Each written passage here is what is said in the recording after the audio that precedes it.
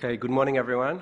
I lost my voice, so I hope I'll make it through the entire talk. I'm going to talk about high throughput secure multi-party computation, breaking the billion gate per second barrier, and this is based on a series of work with collaborators from Bar-Ilan University and NEC Japan.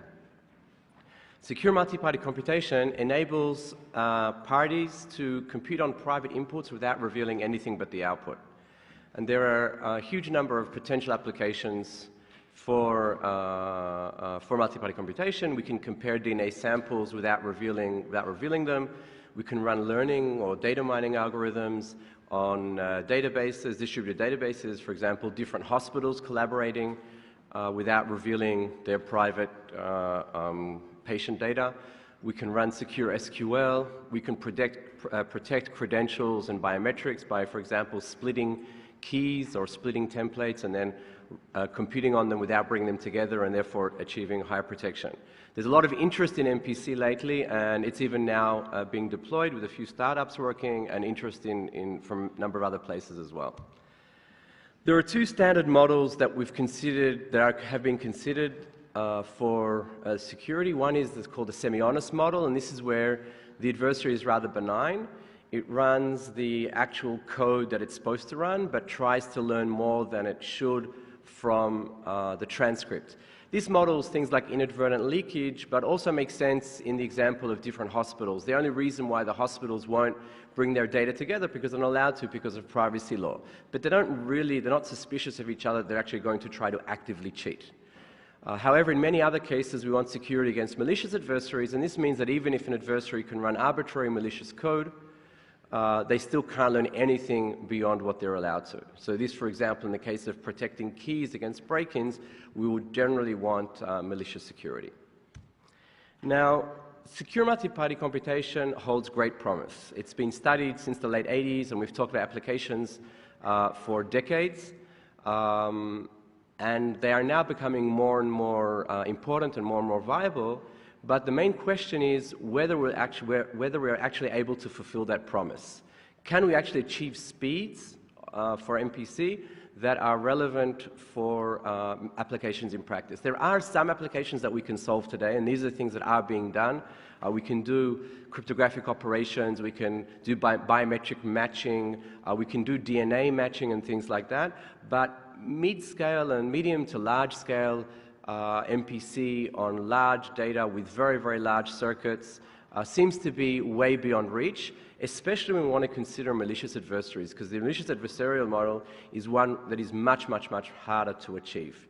And this is the question that we're trying to solve in this work. So we consider a very specific setting, which is secure three-party computation with an honest majority, meaning that at most one party is corrupted.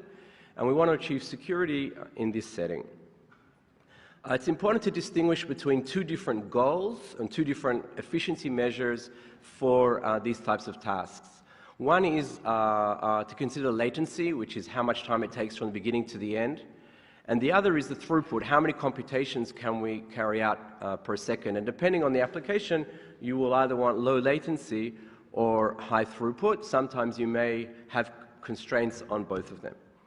So if you're looking for low latency protocols, the so-called garbled circuit approach is the approach that typically is taken. It has a constant number of rounds, and so even on slow networks it can be very efficient. However, the bandwidth is relatively high, which means it's not so good for getting high throughput.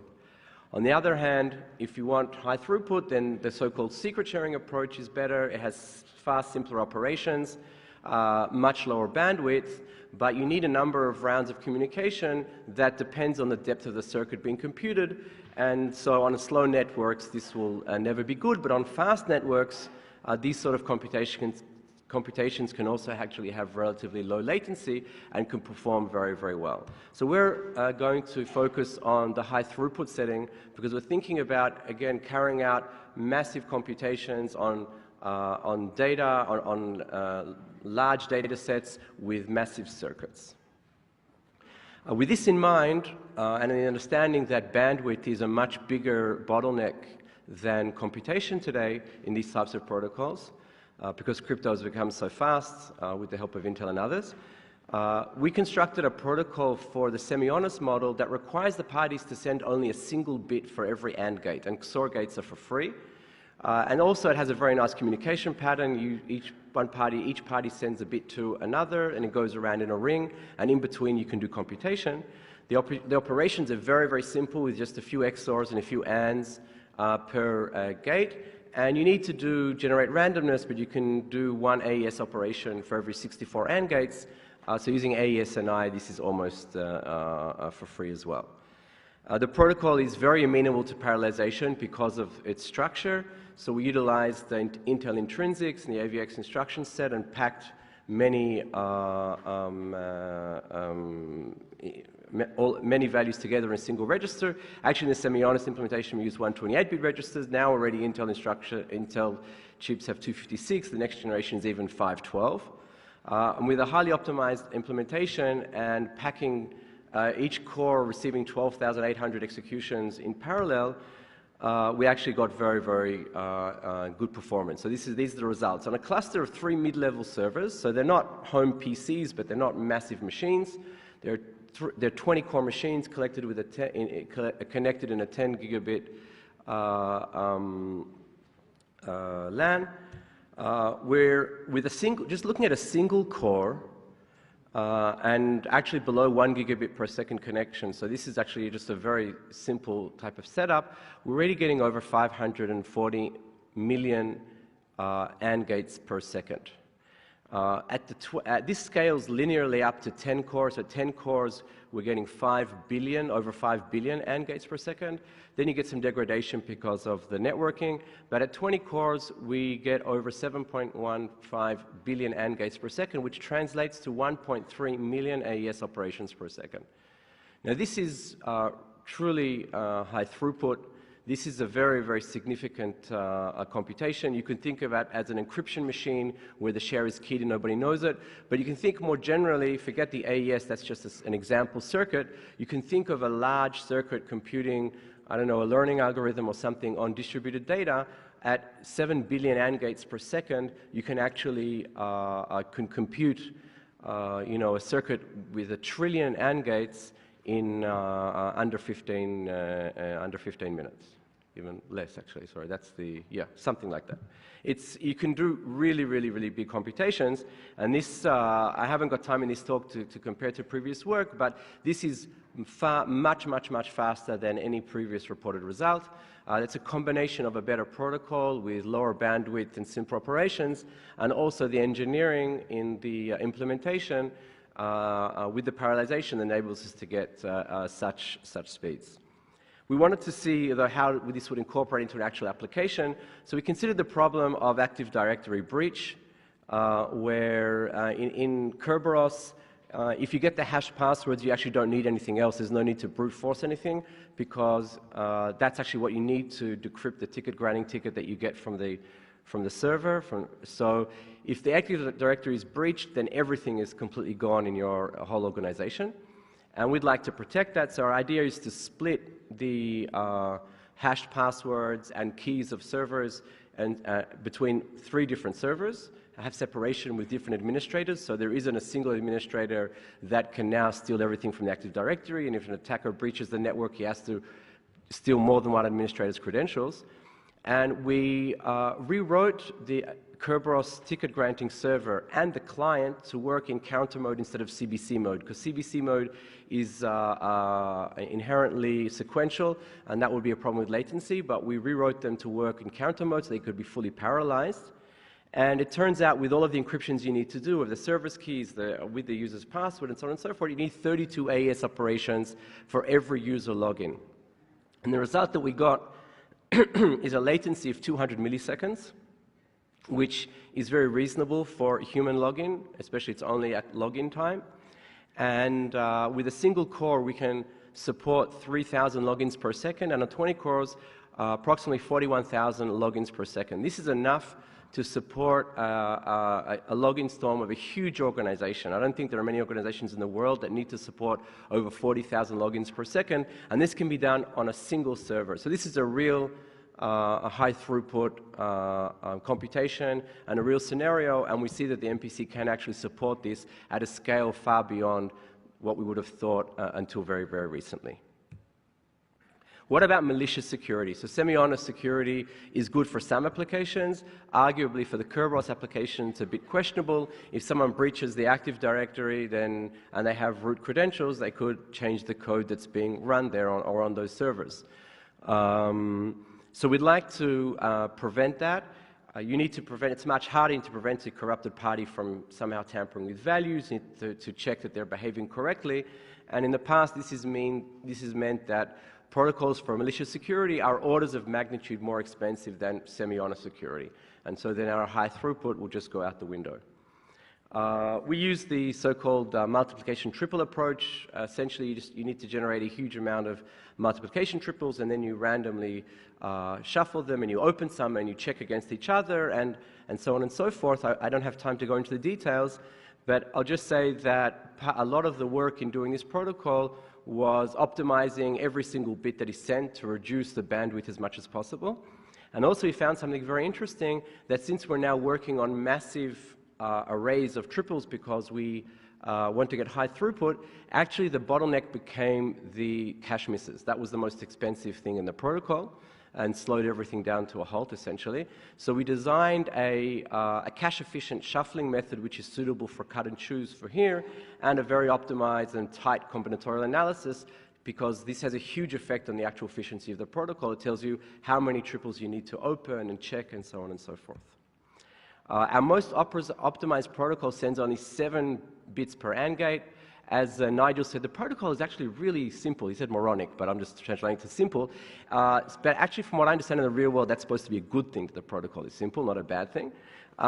We have another variant that sends 10 bits per AND gate, but has a better online phase if you want to separate between an offline preparation and an online computation phase. And then on the same cluster as before, utilizing 20 cores, we get something that really is a surprising result. We're able to do compute 1.15 billion AND gates per second. And this is, so actually it's even better than 1/7 of the semi-honest protocol.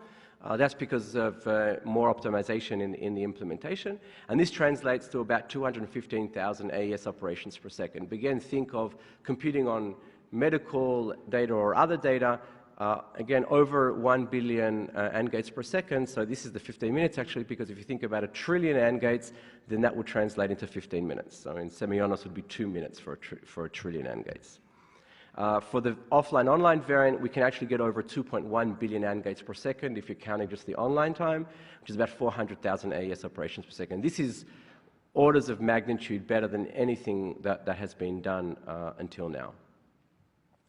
So in summary, it is actually possible to achieve very fast rates even for malicious adversaries. Specifically looked at the 3-party setting with an honest majority, but this is suitable for a number of different applications, like the key protection application, like hospitals collaborating and so on and so forth. A lot of them can use this type of setting. With rates of semi-honest sort of 7 billion AND gates per second and over 1 billion AND gates per second for malicious, we're able to truly deal with large computations. There's been a lot of interest in MPC with the move to cloud, with the desire to collaborate, to carry out computations together, but the bottleneck of the throughput is something which has to be solved before we can actually solve real problems. And I believe that what we've done here is shown that it can be done. Of course, these are fully parallelizable, so adding more servers means you will just linearly increase the throughput, and so MPC can be used for much larger tasks than we thought beforehand. Thank you.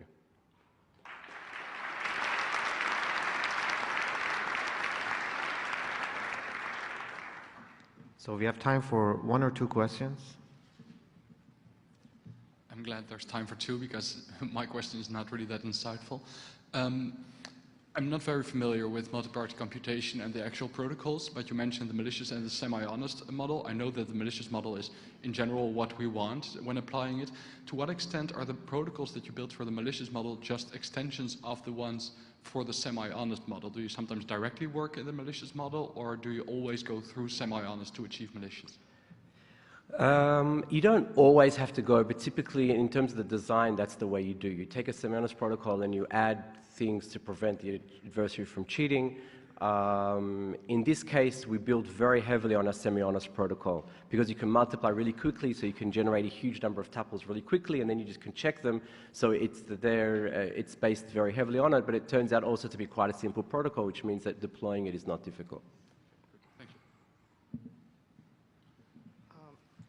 What will happen if the servers are in different jurisdictions, so the latency is big?